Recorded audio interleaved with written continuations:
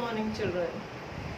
In the previous few videos, we have been looking into the structure of the atom and the various models given by the different scientists trying to explain what sort of a structure does an atom possess. Now, in this connection, we had seen the Thomson atomic model, then we saw the Rutherford model, we understood what was the experiment based upon which Rutherford came to certain important conclusions. Then later on we tried to see also the Niels Bohr's atomic model, which is giving us a further insight into the structure of the atom regarding the positioning of the electrons and the distribution of the electrons in the various orbits. We also tried to understand what are the different orbits, the capacity in each orbit, and how an electronic configuration takes shape. Now, based upon all this knowledge, now we are going to be looking into another two concepts, one of which it is called as an isotope, and another one which is called as an isobar. Now let us look into the term as isobar first, because that is somewhat a simpler one and a smaller one to be understood, but the isotope will have to be dealing in that the various numericals also are going to be there. So let us first of all understand what do we mean by an isobar. Now isobar is going to be that set of two elements which have same atomic mass but different atomic number. Okay, now this is how we define an isobar. Let us read this definition once again. It's a set of two elements. Okay, it's a set of two elements which have the same atomic mass. Okay, their atomic masses are going to be the same. What is going to be different? Their atomic numbers are going to be different. Okay, here if we have to take an example, we can have the example of calcium, whose atomic number is 20, mass is 40. Then let's talk about argon. Its atomic number is 18, but mass is 40. Okay, means this is its Z and this is its A. This is A and this is Z. So A, if you look into, that is the atomic mass. This atomic mass, this is what we said, that the atomic mass is going to be the same. Then what is different? Different is the atomic number. That is, this is the Z part and this is the A part. Okay, A standing for the atomic mass, Z standing for the atomic number. So atomic mass is the same, 40, 40 for both of them. One element is calcium, another element is argon. But what is different is their atomic number. So such set of two elements, we call them as isobars. Okay. Now let's come to understand in detail what are the isotopes. Now isotopes is a term which we use for elements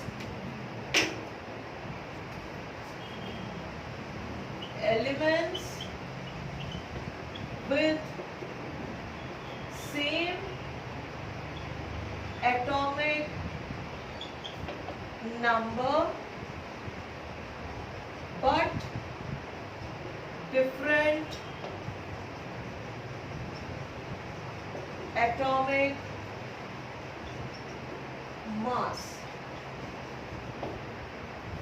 Okay, in effect you can take it as opposite of the isobar concept that we just now saw.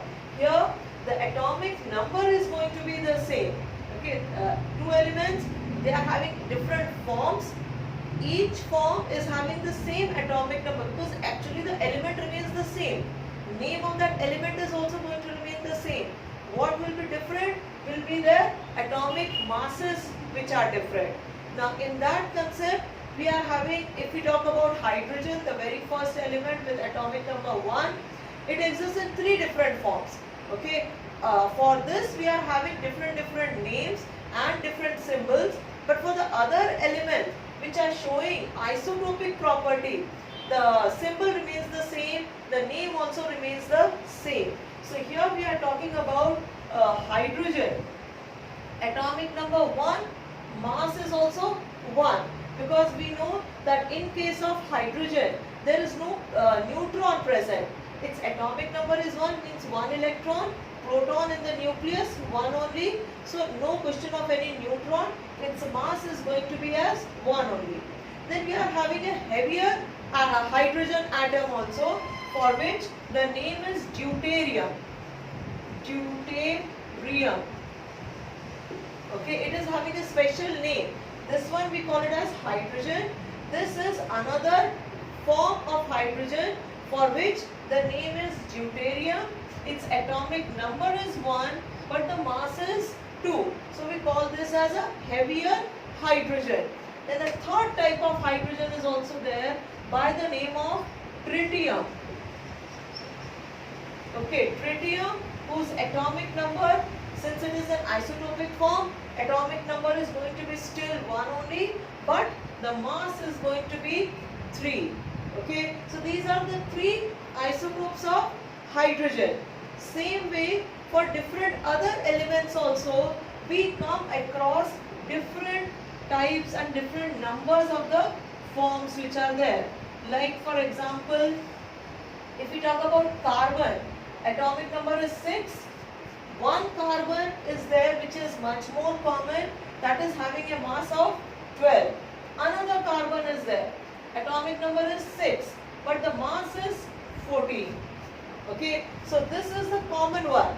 Means in nature we are going to have more percentage of C12 carbon and less percentage of C14 carbon. Normally sometimes we write them as C12, C14 also. What do we mean by this? This is the carbon with mass 12, atomic number is same as 6 only, while for this carbon atomic mass is 14, atomic number is same as 6 only. So these are the various forms in which the different elements can be occurring. Like for that matter, oxygen, number is 8, one oxygen is having a mass of 16, there's another oxygen, atomic number is going to be the same, but mass is going to be now 18. So different elements showing different forms, but both the 2 forms or 3 forms, whatever the different forms in which they are occurring, they might not have the same percentage of occurrence. Okay, they might not have the same percentage in which we find them in nature. Like for example, if we talk about chlorine, the element chlorine, we are having 2 forms in that. One chlorine atomic number is 17, one of that is 35, and another chlorine is there, atomic number 17, but its mass is 37. Okay, now here we find that this 35 chlorine is the atomic Cl35. This is much more in nature, almost to the extent of 75% of the chlorine that we find in nature is going to be of 35 atomic mass. That means remaining 25% is that of chlorine, which is having an atomic mass of 37.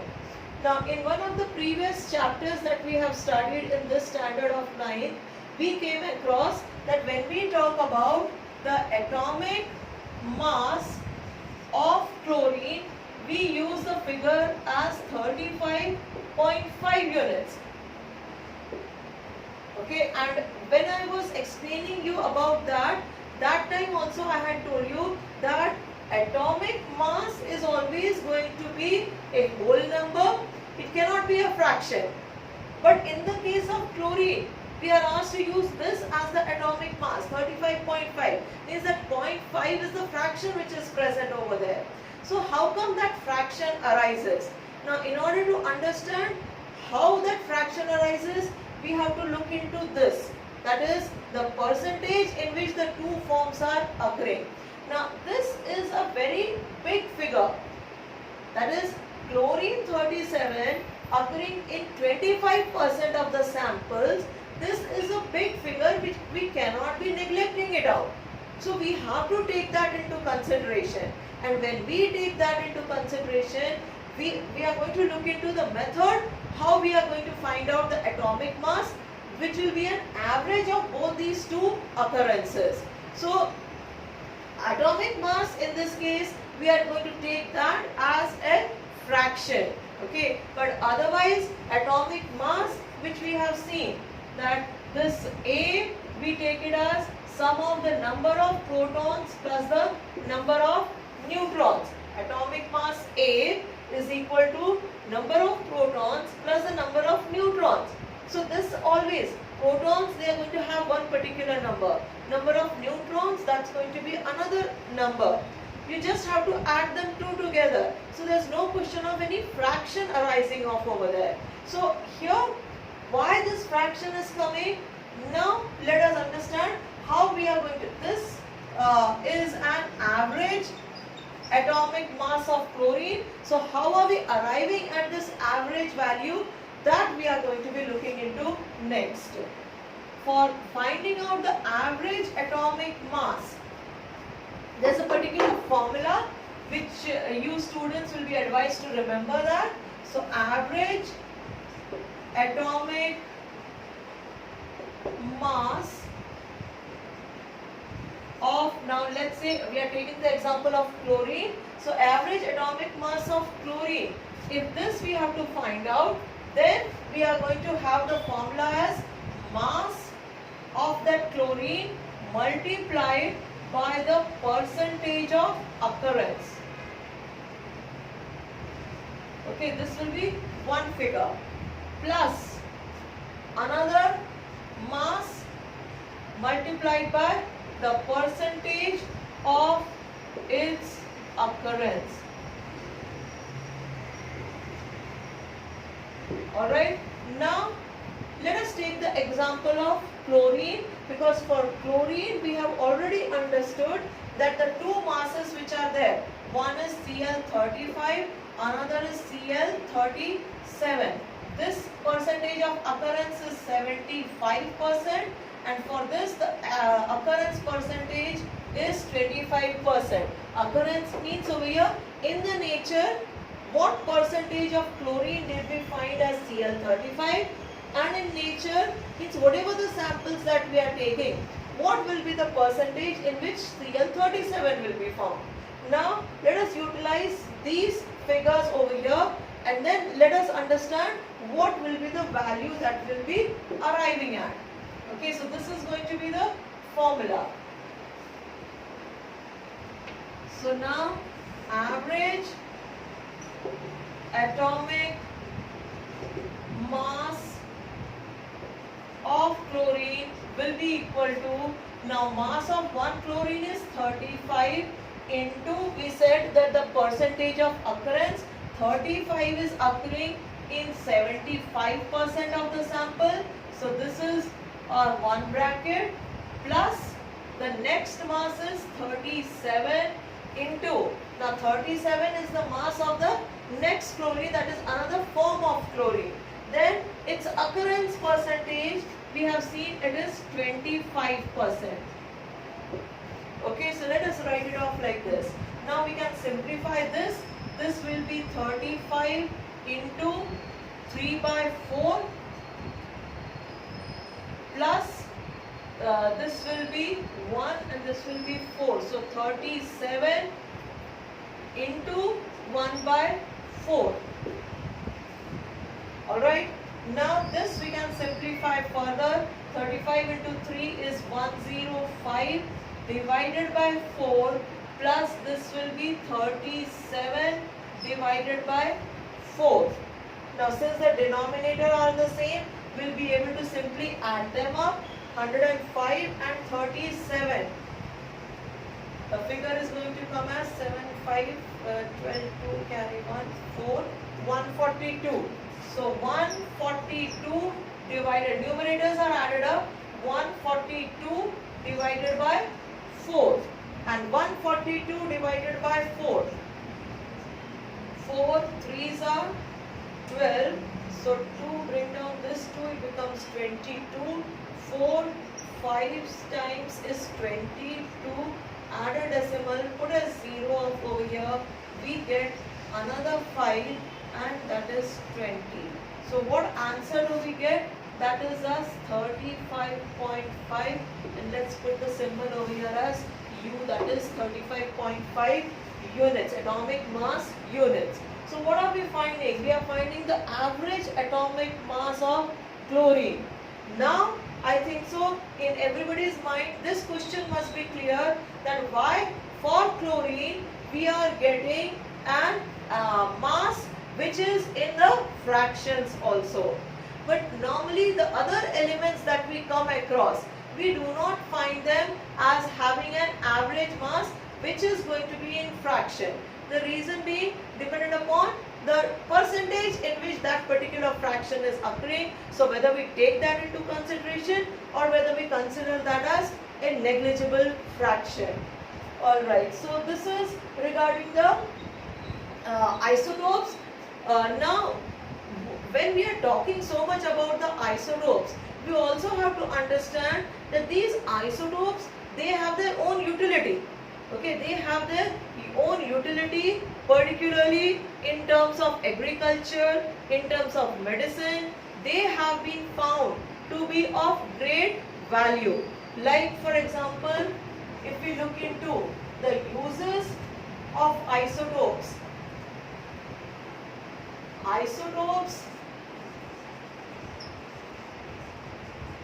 we find them being used for treatment of diseases like cancer, where cobalt is going to be used. Isotope of cobalt is going to be used for the treatment of cancer.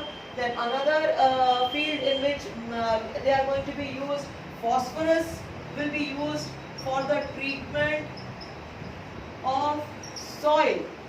Means in the agricultural sector will be utilizing the phosphorus isotopes. Same way for the treatment of a disease like goiter, we are going to be utilizing the iodine isotopes. And of course we utilize the various heavier atoms like say uranium, plutonium, thorium. We utilize them for producing the nuclear energy, which also is a source of electrical energy for us, electrical energy generation. We try to utilize those heavier isotopes of uranium, thorium, plutonium. All these elements are being utilized over there. So as such, isotopes, they are having a wide variety of the uses, and that too highly crucial and important uses are there, and that is why we need to be understanding basically what are going to be the isotopes. Now before we conclude this lesson number 4 from 9th standard textbook, let us look into certain numericals which are given in your textbooks only, but we are going to try and understand how to solve them. Now here I am having one numerical where I am having bromine. Okay, now bromine, it's an element. Okay, symbol of that is Pr. Now bromine occurs in two forms. Its atomic number is 35. So another bromine, atomic number 35. Now one of the bromine is having a mass of 79 and another bromine is there which is having a mass of 81. See the same things I have mentioned over here also. Now we find that this bromine 75, it is occurring in 49.7% of the samples, while we are finding this bromine 81, it is occurring in 50.3% of the samples. We might find bromine 81 being present. Now the question over here is, what is going to be the average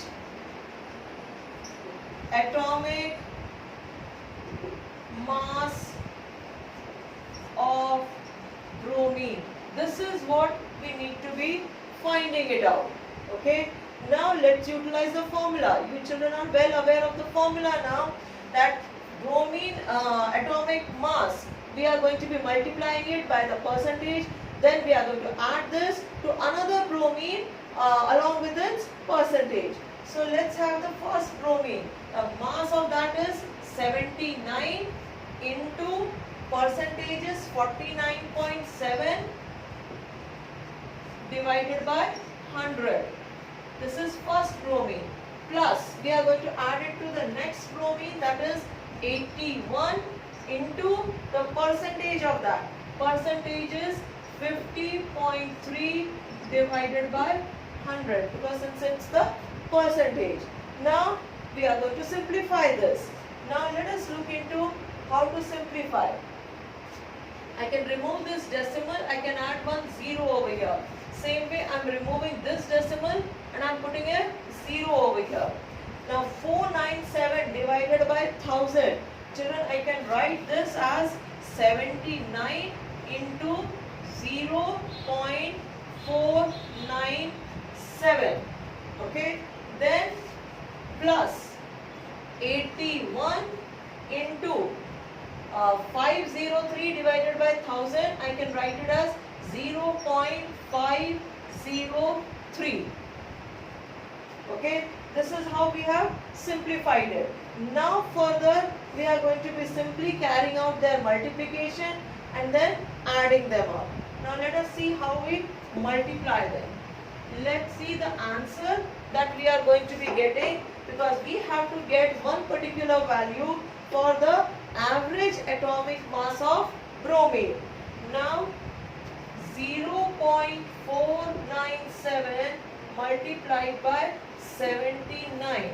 9 sevens are 63, carry 6, 9 nines are 81, 87 carry 8, 9 fours are 36, 36 and 8, 44.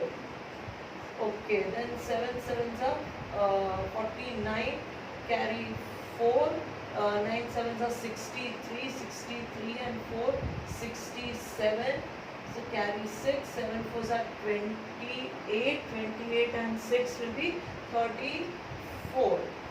Okay, so this will be 3, 9, 7, 16, 6, carry 1, 7, 4, 11 and 12, 2, carry 1, 9, 3. Okay, so this is going to become as 39.263.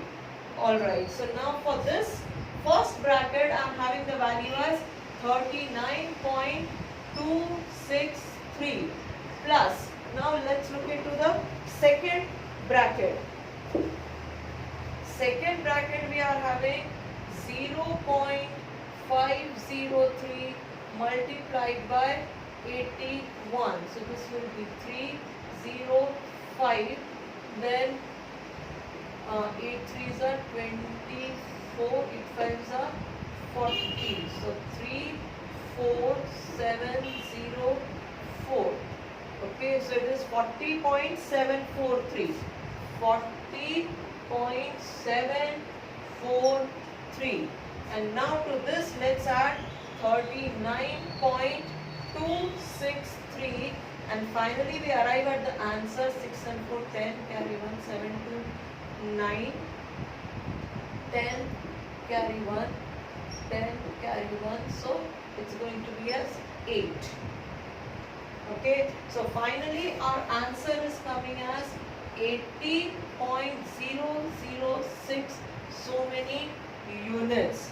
Now here when we talk about bromine, for the calculation purposes we always take it as 80. Now why 80? Because of the fact that 0.006, that's a small decimal value that we can be easily neglecting it off. So practically we find that if we look into the various elements, there are very few elements for which we take a fractional value. Just as we had seen in the case of chlorine, we take the value as 35.5. But apart from that, we are having very few for which we take a fractional value or a decimal value is going to be there. Now there's another numerical which is there in your textbooks, children, which we are going to be looking into now. So I hope this much understanding part, the solution part which is there, what formula is going to be utilized for finding out the average atomic mass. I think so this must be clear to everybody. Okay children, now moving ahead, we are looking into another numerical, and in that numerical it is suggested that now they are giving us the average atomic mass of oxygen. It has been given as 16.2 units. Alright, and now the question is, now we had seen earlier that there are two forms of oxygen. One is this 8 with 16, another oxygen atomic number same as 8, and the heavier one that is as 18 atomic mass. Now the question is, what is the percentage of each one of them? That is what we need to be finding out. Means percentage of this oxygen we need to find out. Same way for this oxygen, what is the percentage in nature if its average atomic mass is 16.2, then what is going to be the percentage of this? That is what we need to be finding out. Now let us proceed for this. We are going to remember that mass of one oxygen is 16, mass of another oxygen is 18. Now, first of all, average mass. The formula that we use is mass multiplied by the percent, that is of one form, plus mass multiplied by the percentage of another form. Now here we need to be remembering one fact, that the two percentages, if suppose there are two forms and their percentage occurrence, if suppose they are known, then if we add them up together, okay, let us say one percentage is X and another percentage is Y. If we add up these two percentages, okay, then the answer should be coming as 100. Why 100? Because we are talking about the percentages. Okay, percentage of X plus the percentage of Y. Summation of that is going to be as 100. So if we agree to this, then we can write it down as X will be equal to 100 minus Y. Okay, the value of X. Alright, now we are going to give one value. Okay, in one variable only we are going to find out the values. So X, we are assuming it is going to be 100 minus Y. Now let us put this X is over here and this Y is over here. Okay, so we are now assuming that mass of one oxygen multiplied by X percentage plus mass of another oxygen multiplied by Y percentage. Now let us substitute this. Okay, so this will be equal to mass of 1, we said it is 16 into, now X we are going to give it as 100 minus Y divided by 100. Okay, because we are not writing it in terms of percentages, we are going to divide it by 100 so that we do not use that percentage symbol. So 100 minus Y.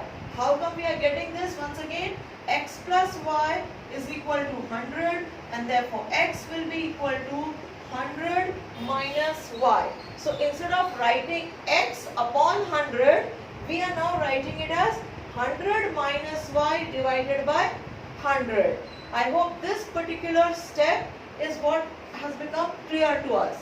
Okay, then plus mass of the second one, that is 18 into, now simply we can write it as Y by 100. Okay, now let us simplify this this further because the second percentage was y only. So this also is y and here this also is y. So evaluating what is y, that is going to become easier for us. Okay, then now left hand side, average mass has been given to us as 16.2. So let us write that as 16.2. Okay, will be equal to this much. Now right hand side is what we are going to look into. This is 16 into 100 minus y. I can open up this bracket and write it as 1600 minus 16y divided by 100 plus this will be 18y divided by 100. Okay, I hope this simplification from here to here must be clear.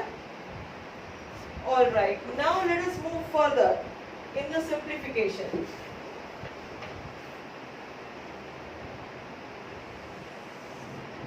Okay, now the right hand side is what we are writing. Now we are having, see that if these are the two fractions, then we are having the same denominator.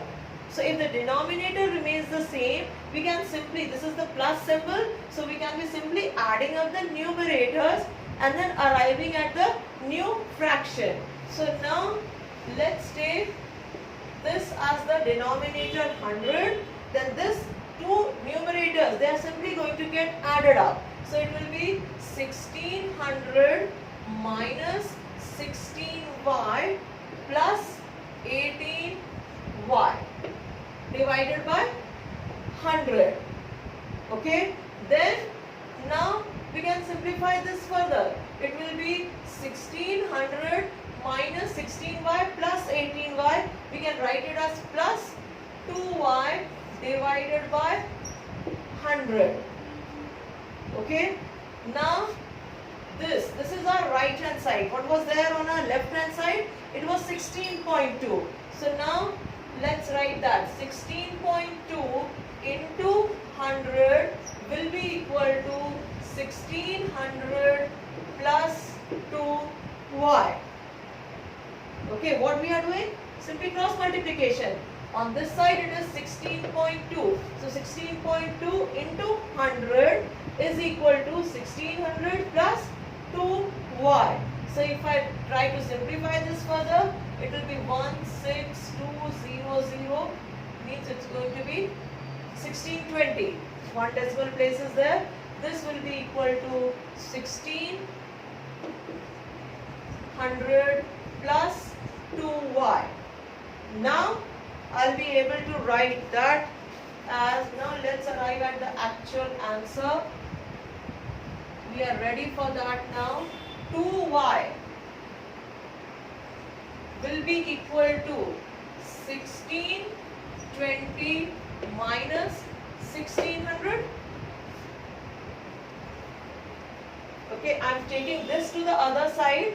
So it's going to become 1620 minus 1600. So 2y will be left on the other side then. So one side I'm left with 2y. Right hand side now I'm writing this as 1620 minus 1600. So that 2y will be equal to 1620 minus 1600 will be 20. Y will be equal to 20 by 2. And that will be equal to 10. Now what was Y? Y was the percentage of one oxygen. Okay, one type of oxygen, its percentage was Y. So Y is coming as 10%.